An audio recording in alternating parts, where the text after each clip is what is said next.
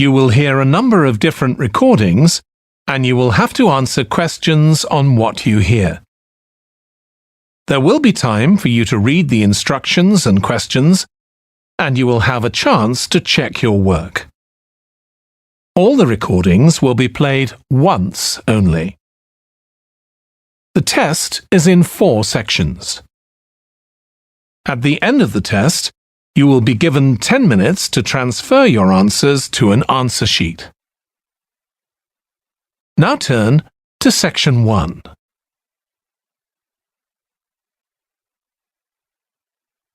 Section 1. You will hear a phone conversation between Alex, an employee at a company called JPNW, and Martha, who wants to work as a trainee at the company. First, you have some time to look at questions 1 to 7.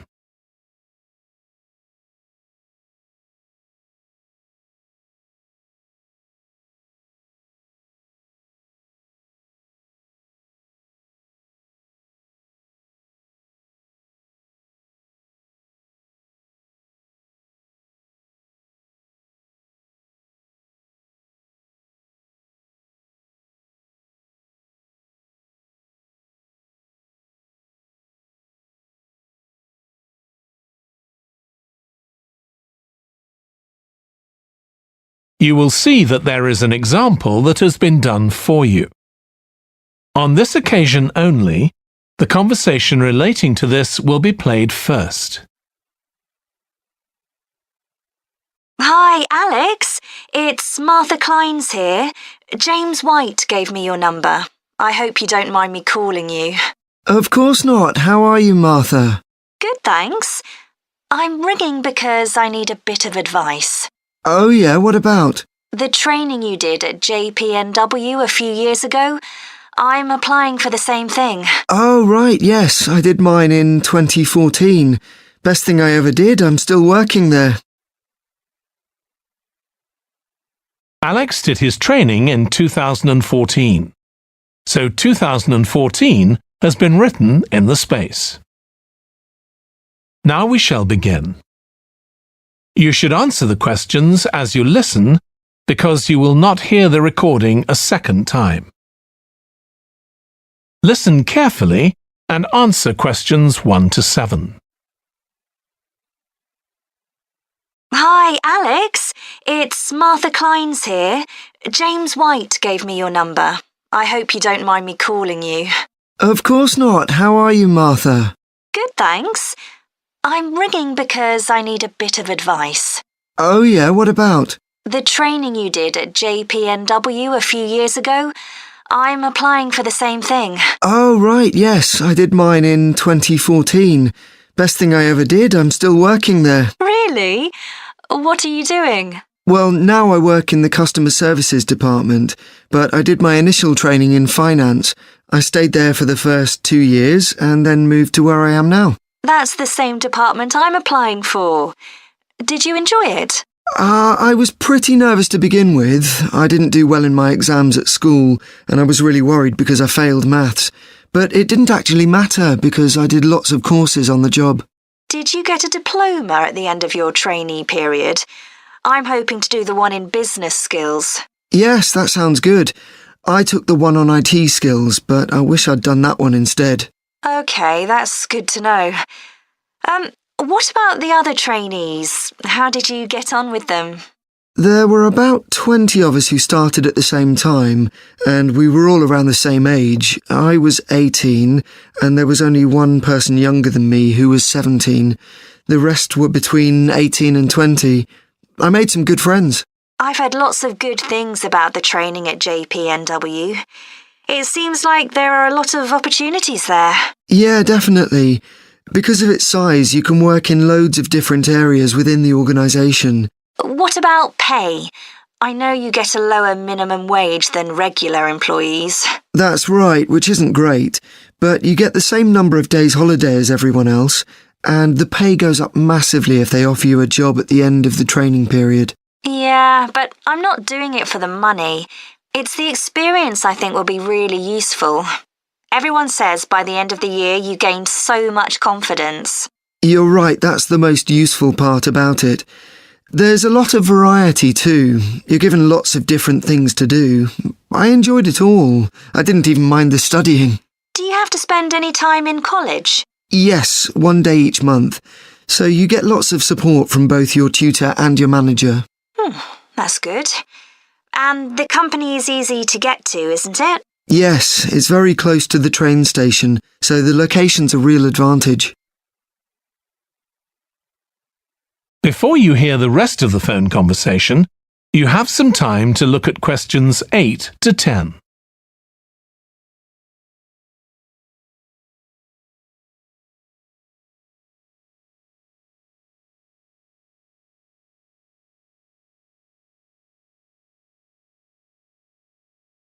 Now listen and answer questions 8 to 10. Have you got a date for your interview yet? Yes, it's on the 23rd of this month. So long as you're well prepared, there's nothing to worry about. Everyone's very friendly. I am not sure what I should wear. What do you think? Nothing too casual, like jeans, for example. If you've got a nice jacket, wear that with a skirt or trousers. OK, thanks. Any other tips? Well, I know it's really obvious, but arrive in plenty of time. They hate people who are late. So make sure you know exactly where you have to get to. And one other useful piece of advice my manager told me before I had the interview for this job is to smile. Even if you feel terrified, it makes people respond better to you. I'll have to practice doing that in the mirror. Yeah, well, good luck. Let me know if you need any more information. Thanks very much. That is the end of section 1. You now have half a minute to check your answers.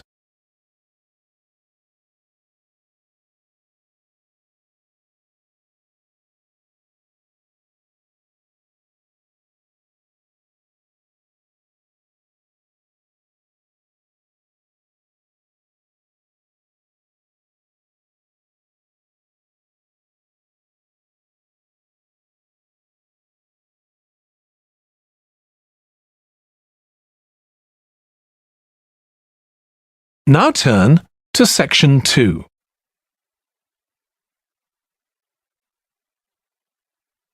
Section 2. You will hear a woman called Annie, who works at the Snow Centre in New Zealand, welcoming a group of visitors to the centre. First, you have some time to look at questions 11 to 16.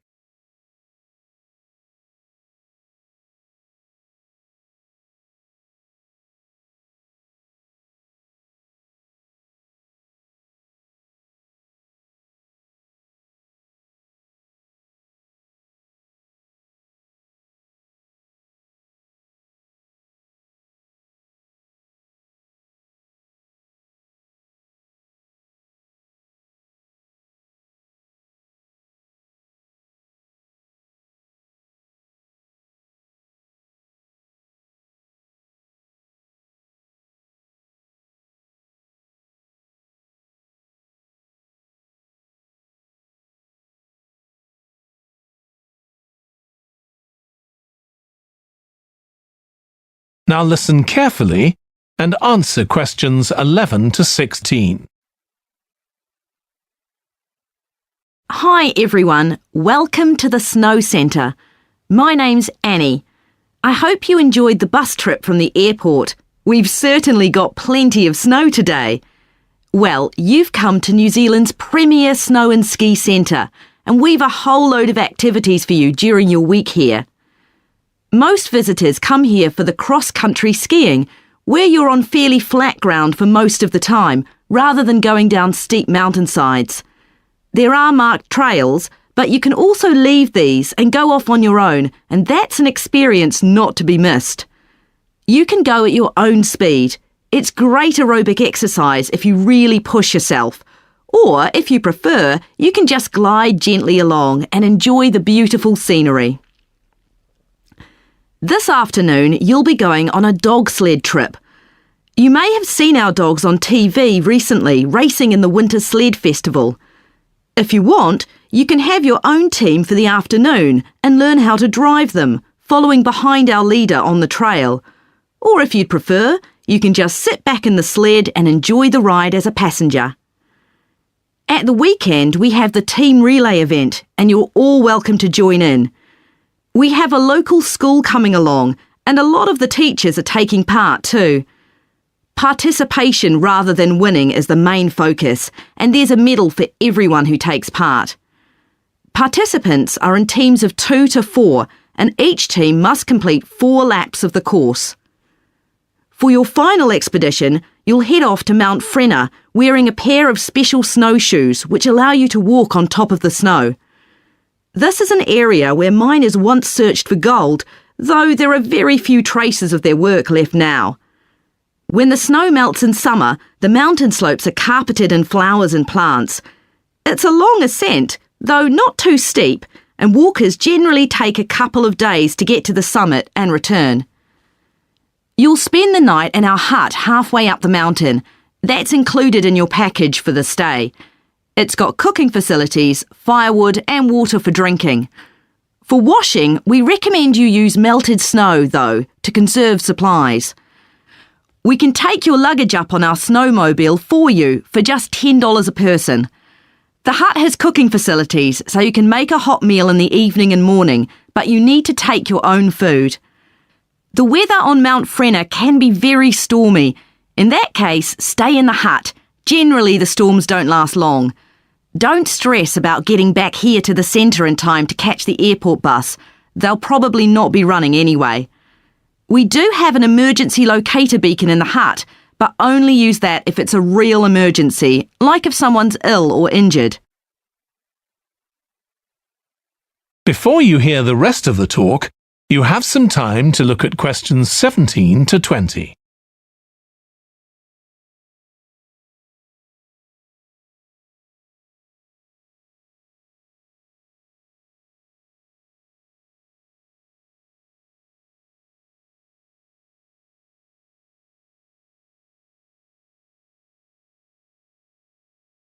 Now listen and answer questions 17 to 20. Now, let me tell you something about the different ski trails you can follow during your stay here. Highland Trail's directly accessible from where we are now. This trail's been designed to give first-timers an experience they'll enjoy regardless of their age or skill, but it's also ideal for experts to practice their technique. Then there's Pine Trail. If you're nervous about skiing, leave this one to the experts. You follow a steep valley looking right down on the river below. Scary! But if you've fully mastered the techniques needed for hills, it's great fun. Stony Trail's a good choice once you've got a general idea of the basics. There are 1 or 2 tricky sections, but nothing too challenging. There's a shelter halfway where you can sit and take a break and enjoy the afternoon sunshine. And finally, Losers Trail. This starts off following a gentle river valley, but the last part is quite exposed, so the snow conditions can be challenging. If it's snowing or windy, check with us before you set out to make sure the trail's open that day. Right, so now if you'd like to follow me, we'll get started. That is the end of section 2. You now have half a minute to check your answers.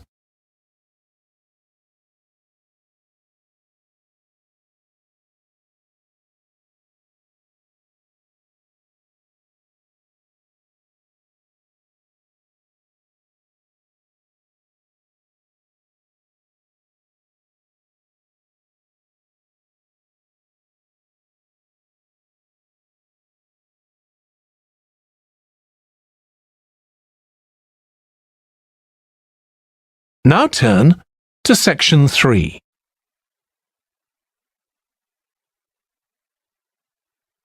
Section 3.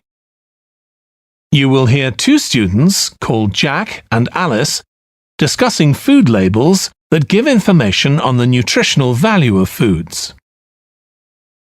First, you have some time to look at questions 21 to 26.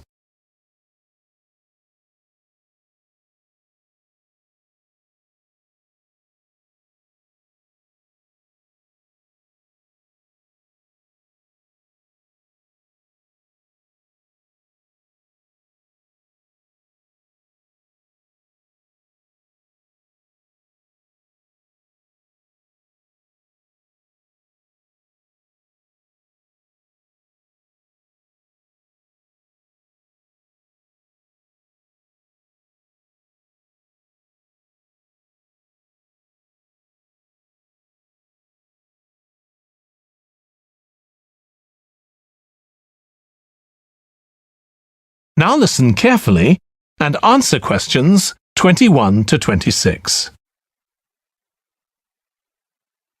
I still got loads to do for our report on nutritional food labels. Me too. What did you learn from doing the project about your own shopping habits? Well, I've always had to check labels for traces of peanuts in everything I eat because of my allergy.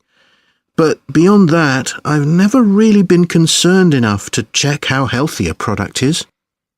This project has actually taught me to read the labels much more carefully. I tended to believe claims on packaging like low in fat, but I now realise that the healthy yoghurt I've bought for years is full of sugar and that it's actually quite high in calories. Ready meals are the worst. Comparing the labels on supermarket pizzas was a real eye-opener. Did you have any idea how many calories they contain? I was amazed. Yes, because unless you read the label really carefully, you wouldn't know that the nutritional values given are for half a pizza. When most people eat the whole pizza. Not exactly transparent, is it? Not at all. But I expect it won't stop you from buying pizza. Probably not, no. I thought comparing the different labelling systems used by food manufacturers was interesting. I think the kind of labelling system used makes a big difference. Which one did you prefer? I like the traditional daily value system best, the one which tells you what proportion of your required daily intake of each ingredient the product contains. I'm not sure it's the easiest for people to use, but at least you get the full story. I like to know all the ingredients in a product, not just how much fat, salt and sugar they contain. But it's good supermarkets have been making an effort to provide reliable information for customers. Yes. There just needs to be more consistency between labelling systems used by different supermarkets, in terms of portion sizes, etc. The labels on the different brands of chicken flavour crisps were quite revealing too, weren't they? Yeah. I don't understand how they can get away with calling them chicken flavour when they only contain artificial additives. I know. I'd at least have expected them to contain a small percentage of real chicken. Absolutely. I think having nutritional food labelling has been a good idea, don't you? I think it will change people's behaviour and stop mothers, in particular, buying the wrong things. But didn't that study kind of prove the opposite? People didn't necessarily stop buying unhealthy products. They only said that might be the case. Those findings weren't that conclusive, and it was quite a small-scale study. I think more research has to be done. Yes, I think you're probably right. Before you hear the rest of the discussion, you have some time to look at questions 27 to 30.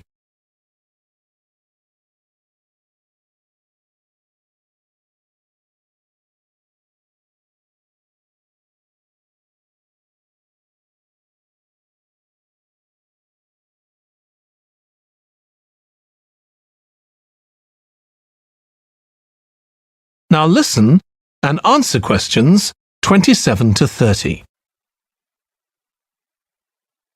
What do you think of the traffic light system? I think supermarkets like the idea of having a colour-coded system, red, orange or green, for levels of fat, sugar and salt in a product. But it's not been adopted universally, and not on all products. Why do you suppose that is? Pressure from the food manufacturers. Hardly surprising that some of them are opposed to flagging up how unhealthy their products are. I'd have thought it would have been compulsory. It seems ridiculous it isn't. I know. And what I couldn't get over is the fact that it was brought in without enough consultation. A lot of experts had deep reservations about it. That is a bit weird. I suppose there's an argument for doing the research now when consumers are familiar with this system. Yeah, maybe. The participants in the survey were quite positive about the traffic light system. But I don't think they targeted the right people. They should have focused on people with low literacy levels, because these labels are designed to be accessible to them. Yeah. But it's good to get feedback from all socio-economic groups, and there wasn't much variation in their responses. No. But if they hadn't interviewed participants face-to-face, they could have used a much bigger sample size. I wonder why they chose that method. Dunno. How were they selected? Did they volunteer or were they approached? I think they volunteered. The thing that wasn't stated was how often they bought packaged food. All we know is how frequently they used the supermarket. That is the end of section 3. You now have half a minute to check your answers.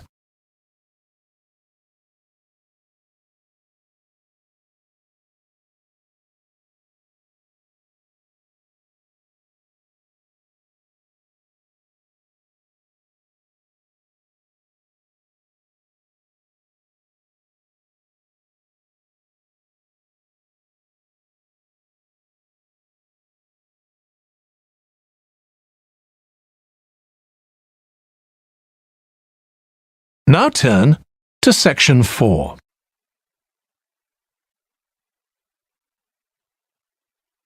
Section 4. You will hear part of a presentation by a history student about the history of coffee.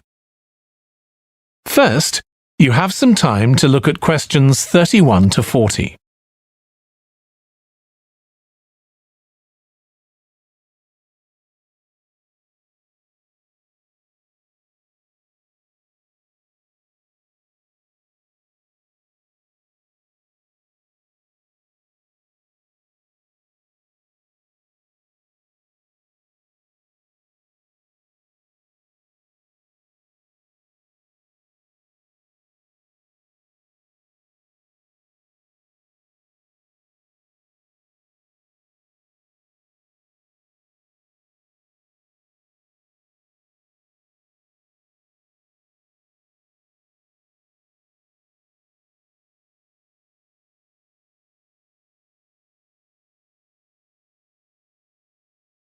Now listen carefully and answer questions 31 to 40. In my presentation, I'm going to talk about coffee and its importance both in economic and social terms. We think it was first drunk in the Arab world, but there's hardly any documentary evidence of it before the 1500s, although of course that doesn't mean that people didn't know about it before then. However, there is evidence that coffee was originally gathered from bushes growing wild in Ethiopia, in the northeast of Africa. In the early 16th century, it was being bought by traders, and gradually its use as a drink spread throughout the Middle East. It's also known that in 1522, in the Turkish city of Constantinople, which was the centre of the Ottoman Empire, the court physician approved its use as a medicine. By the mid-1500s, coffee bushes were being cultivated in the Yemen, and for the next 100 years, this region produced most of the coffee drunk in Africa and the Arab world. What's particularly interesting about coffee is its effect on social life. It was rarely drunk at home, but instead, people went to coffee houses to drink it. These people, usually men, would meet to drink coffee and chat about issues of the day. But at the time, this chance to share ideas and opinions was seen as something that was potentially dangerous. And in 1623, the ruler of Constantinople demanded the destruction of all the coffee houses in the city, although after his death, many new ones opened, and coffee consumption continued. In the 17th century, coffee drinking spread to Europe, and here too, coffee shops became places where ordinary people, nearly always men, could meet to exchange ideas. Because of this, some people said that these places performed a similar function to universities. The opportunity they provided for people to meet together outside their own homes, and to discuss the topics of the day, had an enormous impact on social life, and many social movements and political developments had their origins in coffeehouse discussions.